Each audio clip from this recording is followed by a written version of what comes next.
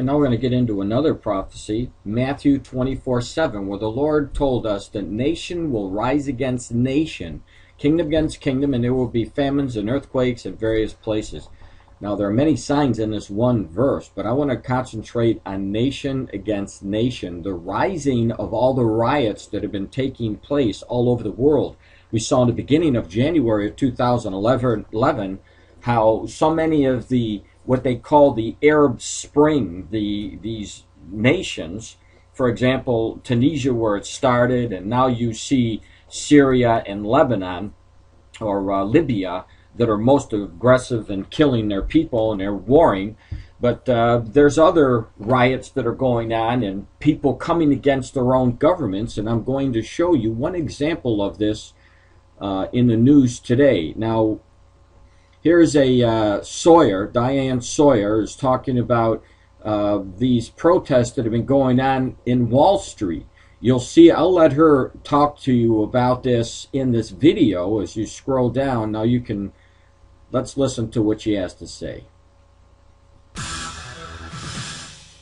Speaking of Wall Street, we thought we'd bring you up to date on those protesters. The Occupy Wall Street movement, as of tonight, it has spread to more than 250 American cities, more than 1,000 countries, every continent but Antarctica. And of course, they are calling for the 1% of richest Americans to find more ways to help the 99%. And we wondered, what's the gulf between them tonight? So how much does the top 1% in this country earn? Well, on average, their income's $1.1 million. Compare that to the bottom 90%, 100 million households. They earn an average of $31,000.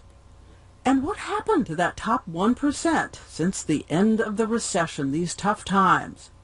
Well, the wealthiest 1% saw incomes increase by 0.5 percentage point, while everyone else saw their incomes drop by the same amount. And this is on top of what's been happening since the 1980s, where the top 1% saw their incomes go up more than 11 times what the rest of America saw.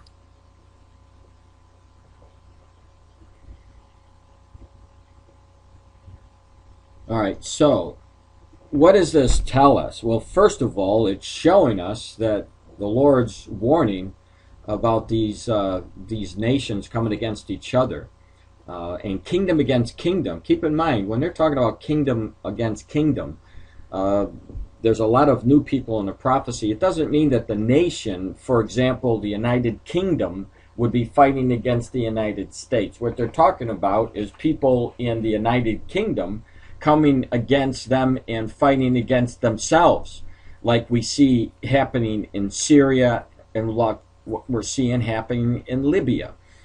But we're seeing that the spreading of these problems, these massive problems, like she said, 1,000 countries, there is definitely a wave of these problems moving across our globe. And this is what Jesus told us. Now, they're going to get a lot worse. And one of the reasons why it's going to get worse is because the economy is going to crash. If everybody is out there thinking that it's going to get better, you don't know what the word of the Lord tells us, because we know for sure the Antichrist is going to rise and he's going to control a brand new economic system.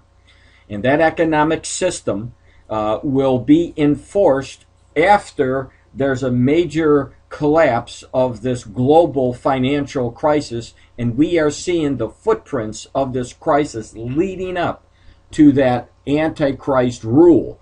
So if you think things will get better, please get into the word of the Lord and listen to what the Lord is telling us, because we're seeing the product of every single one of the words, the warnings that Jesus talked about. Kingdom against kingdom. How often do you see news that says that there's 1,000 nations that are rioting? We've never seen this before. And this is in parcel for this generation only, and we're seeing it big time, and it's increasing.